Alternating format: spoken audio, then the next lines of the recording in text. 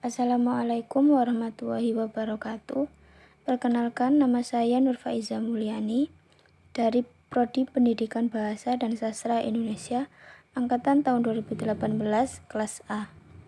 Saya akan menjelaskan materi mengenai pendekatan kualitatif dalam penelitian pembelajaran bahasa dan sastra Indonesia, yang merupakan tugas dari mata kuliah penelitian pembelajaran bahasa dan sastra Indonesia, yaitu dosen pengampunya Ibu Frestanti Novalia Santosa, MPD. Dalam materi pendekatan kualitatif dalam penelitian pembelajaran bahasa dan sastra Indonesia, terdiri 6 submateri. Yang pertama, hakikat penelitian kualitatif. Yang kedua, ciri-ciri penelitian kualitatif.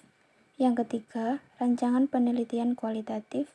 Yang keempat, teknik pengumpulan data dalam penelitian kualitatif. Yang kelima, teknik penulisan laporan kualitatif.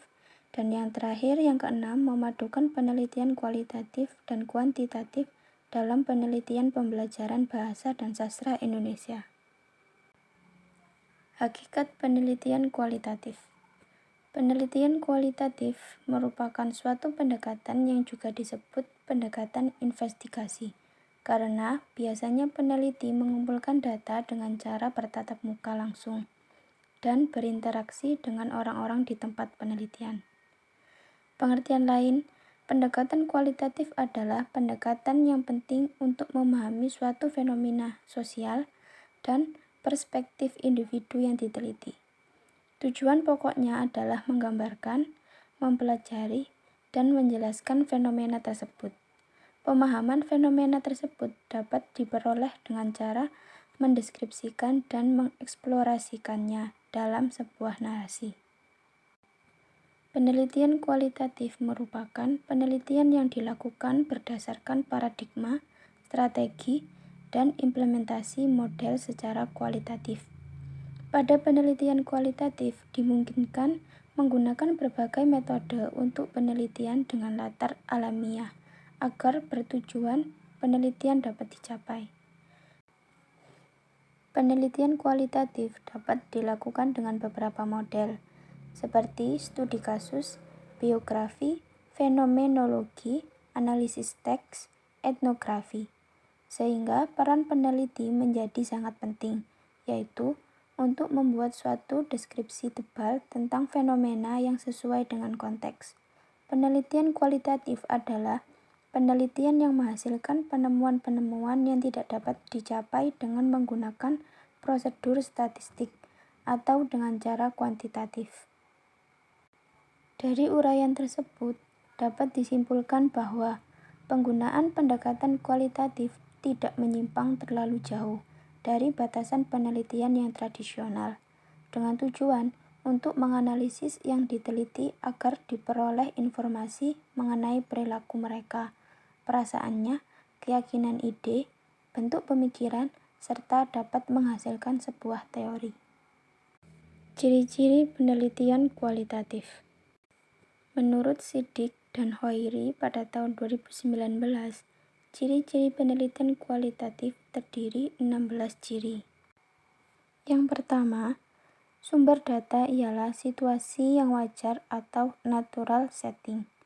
Kedua, peneliti sebagai instrumen penelitian. 3. Bersifat deskriptif. 4. Mementingkan proses daripada produk. 5. Analisis data bersifat induktif. 6. Makna sebagai perhatian utama penelitian. 7. Mengutamakan data langsung. 8. Triangulasi. 9. Menonjolkan rincian kontekstual. 10. Subjek yang diteliti dipandang berkedudukan sama dengan peneliti. 11. Mengutamakan perspektif emik. 12. Verifikasi. 13. Sampling yang purposif. 14. Menggunakan audit trail. 15. Partisipasi tanpa mengganggu.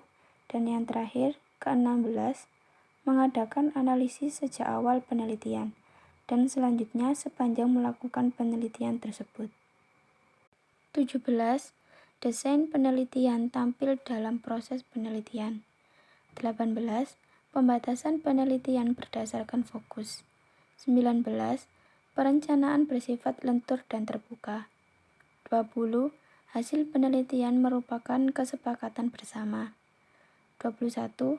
Pembentukan teori berasal dari dasar. 22. Penelitian bersifat menyeluruh. 23. Interpretasi ideografik. Rancangan penelitian kualitatif. Rancangan penelitian merupakan rencana dan struktur penyelidikan yang disusun sedemikian rupa, sehingga peneliti akan dapat memperoleh jawaban atas pertanyaan-pertanyaan penelitiannya. Rancangan penelitian kualitatif tentunya harus mempelajari unsur-unsur desain penelitian kualitatif dan kerangka rancangan penelitian.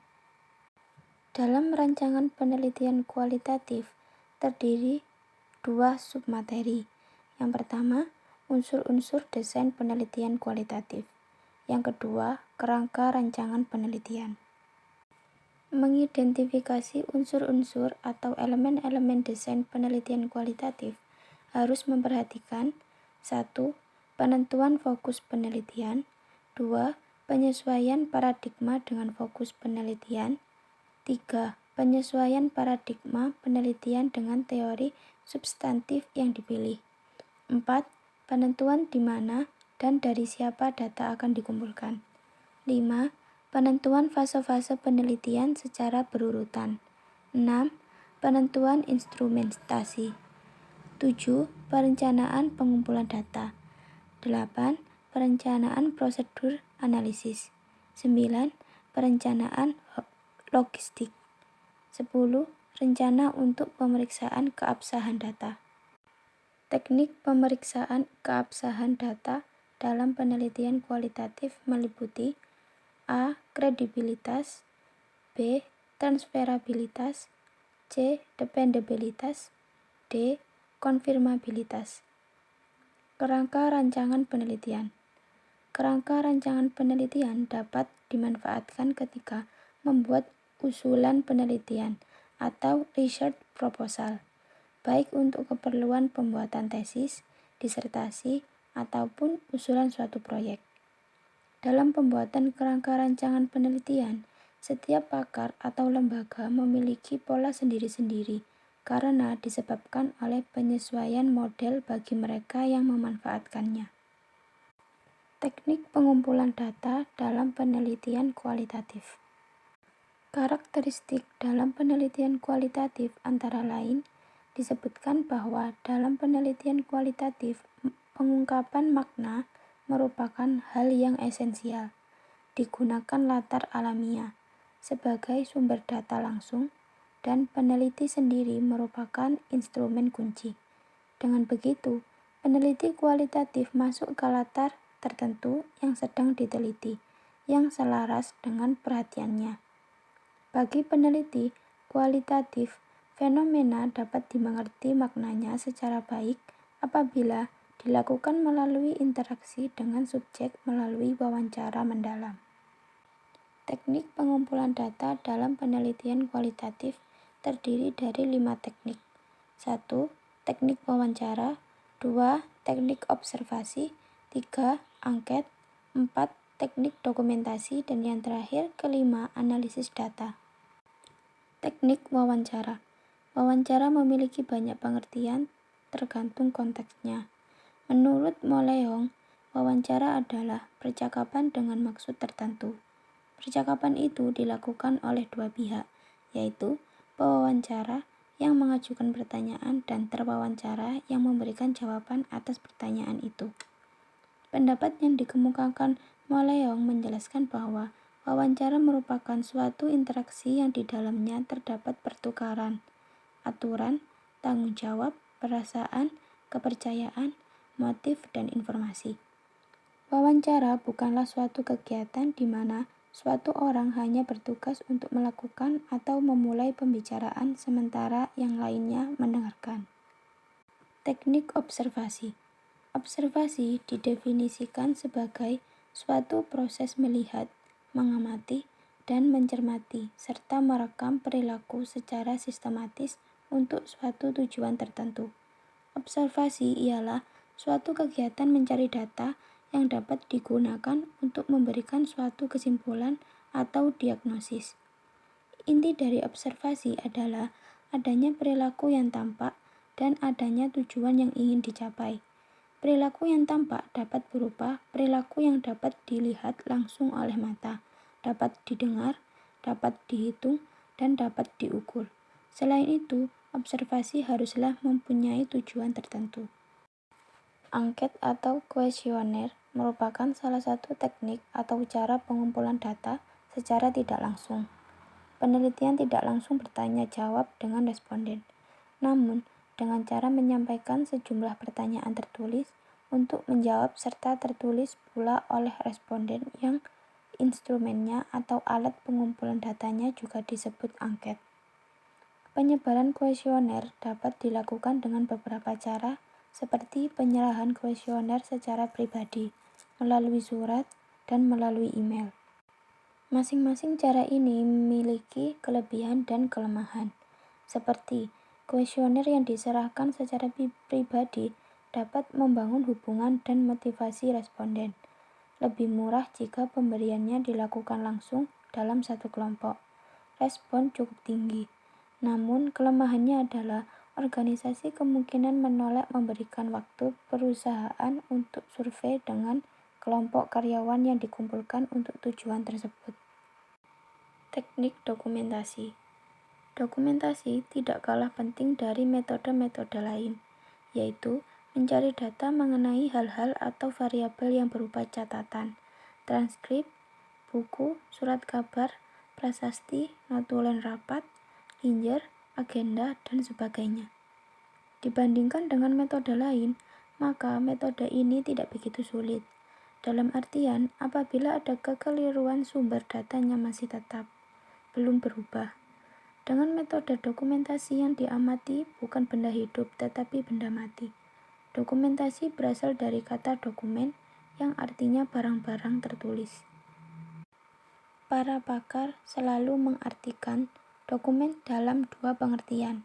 Pertama, sumber tertulis bagi informasi sejarah sebagai kebalikan dari pada kesaksian lisan, artefak, terlukis, dan lain-lain. Kedua, diperuntukkan bagi surat resmi dan surat negara seperti perjanjian, undang-undang, hibah, konsensi, dan lainnya. Dokumentasi merupakan teknik pengumpulan data yang tidak langsung ditujukan kepada subjek penelitian. Dalam penelitian kualitatif, dokumen merupakan pelengkap dari penggunaan metode observasi dan wawancara. Studi dokumentasi yaitu mengumpulkan dokumen dan data-data yang diperlukan dalam permasalahan penelitian, lalu ditelaah secara mendalam sehingga dapat mendukung dan menambah kepercayaan dan pembuktian suatu kejadian. Analisis data. Analisis data dalam penelitian kualitatif dilakukan pada saat pengumpulan data berlangsung dan setelah selesai pengumpulan data dalam periode tertentu. Pada saat wawancara, peneliti sudah melakukan analisis terhadap jawaban yang diwawancarai. Bila jawaban yang diwawancarai setelah dianalisis dirasa kurang memuaskan, maka peneliti akan mengajukan pertanyaan lagi sampai tahap tertentu, sampai memperoleh data yang dapat dipercaya. Berbagai tahapan dalam penelitian perlu kita cermati, mulai dari ide penelitian, jenis penelitian yang kita pilih, sampel yang diambil, proses pengambilan data, cara menganalisa data sebelum proses penelitian, metode dalam menganalisa data sampai pada pengambilan kesimpulan hasil penelitian. Analisis data dianggap sebagai kunci utama dalam suatu penelitian, karena dengan cara menganalisis data yang benar dan sesuai, kita dapat menuangkan hasil penelitian sebagai suatu laporan ilmiah yang dapat diambil manfaatnya. Teknik penulisan laporan kualitatif terdiri dari A. Penulisan laporan kualitatif, B. Karakteristik laporan penelitian kualitatif, C. Tahap-tahap dalam menulis laporan penelitian kualitatif, D. Format laporan penelitian kualitatif. Ciri-ciri penulisan laporan kualitatif. 1. Rancangan penelitian bersifat lentur dan terbuka. 2. Data penelitian diambil dari latar alamiah. 3. Data yang dikumpulkan meliputi data deskriptif dan reflektif. 4. Lebih mementingkan proses daripada hasil. 5. Sangat mementingkan makna. 6. Sampling dilakukan secara internal yang didasarkan pada subjek yang memiliki informasi yang paling representatif. 7. Analisis data dilakukan pada saat dan setelah pengumpulan data. 8. Kesimpulan dari penelitian kualitatif dikonfirmasikan kepada informan. Dan 9.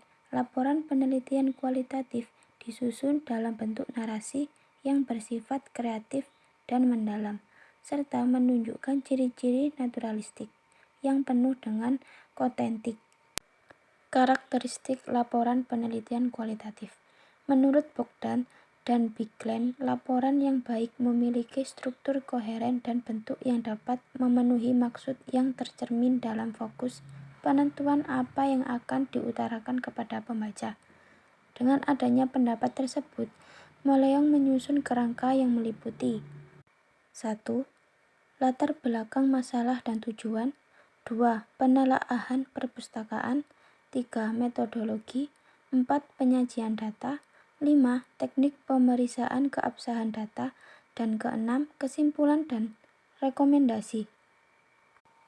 Tahap-tahap dalam menulis laporan penelitian kualitatif. Tahap-tahap yang harus dilalui dalam penelitian laporan penelitian kualitatif yaitu 1. Pengorganisasian rekaman-rekaman data dengan cara penyusunan indeks. 2. Pembuatan kerangka laporan sementara. 3. Mengadakan rujukan silang. 4. Penulisan draft laporan pertama berdasarkan kerangka laporan yang telah dibuat. Dan 5. Penelaahan dan revisi laporan. Format laporan penelitian kualitatif. Format laporan yang disarankan oleh Moleong yaitu Bab 1. Latar belakang penelitian yang terdiri dari A. Latar belakang penelitian. B. Masalah dan pembatasan penelitian. C. Tujuan, kegunaan, dan prospek penelitian. Bab 2. Penelaahan kepustakaan yang terdiri dari A. Suatu gambaran menyeluruh. B. Petunjuk untuk studi ini. Bab 3. Metodologi yang terdiri dari A. Deskripsi latar, sumber, data, dan kehadiran peneliti. B. Deskripsi peneliti sebagai alat dan metode penelitian yang digunakan. C. Tahap-tahap penelitian dan sampling. D. Proses pencatatan dan analisis data. Pada bab 4, yaitu penyajian data, yang terdiri dari A. Deskripsi penemuan, yang diorganisasikan di sekitar pernyataan-pernyataan penelitian dan pemakai informasi. B. Deskripsi hasil analisis data. C. Penafsiran dan penjelasan. Bab 5. Teknik pemeriksaan keabsahan data, terdiri dari A. Perpanjangan kehadiran pengamat. B. Diskusi rekan sejawat. C. Analisis kasus negatif. D. Kecukupan referensial. E. Triangulasi, yakni metode sumber peneliti. F. Pengecekan anggota. G. Auditing. Pada bab 6, yaitu kesimpulan dan rekomendasi, yang terdiri dari A. Apa sajakah penemuan-penemuan penting? B. Apa saja implikasi dari penemuan-penemuan tersebut? C. Apa sajakah rekomendasi-rekomendasi yang diajukan? Memadukan penelitian kualitatif dan kuantitatif dalam penelitian pembelajaran bahasa dan sastra Indonesia. Perbedaan penting kedua pendekatan berkaitan dengan pengumpulan data. Dalam tradisi kuantitatif, instrumen yang digunakan telah ditentukan sebelumnya dan tertata dengan baik sehingga tidak banyak memberi peluang bagi fleksibilitas, masukan imajinatif, dan refleksitas. Instrumen yang biasa dipakai adalah angket atau kuesioner. Dalam tradisi kualitatif, peneliti harus menggunakan diri mereka sebagai instrumen, mengikuti asumsi-asumsi kultural sekaligus mengikuti data. Penelitian kuantitatif merupakan pendekatan penelitian yang mewakili paham positivisme. Sementara itu, penelitian kualitatif merupakan pendekatan penelitian yang mewakili paham naturalistik. Penelitian dengan pendekatan kuantitatif dan kualitatif oleh sebagian kalangan tidak boleh dicampur adukan. Namun, pemahaman ini dianggap keliru oleh para peneliti yang melihat bahwa masing-masing pendekatan penelitian mempunyai kelemahan dan oleh karenanya dianggap perlu untuk melakukan kombinasi agar masing-masing pendekatan saling melengkapi. Sekian dari penjelasan saya. Terima kasih. Wassalamualaikum warahmatullahi wabarakatuh.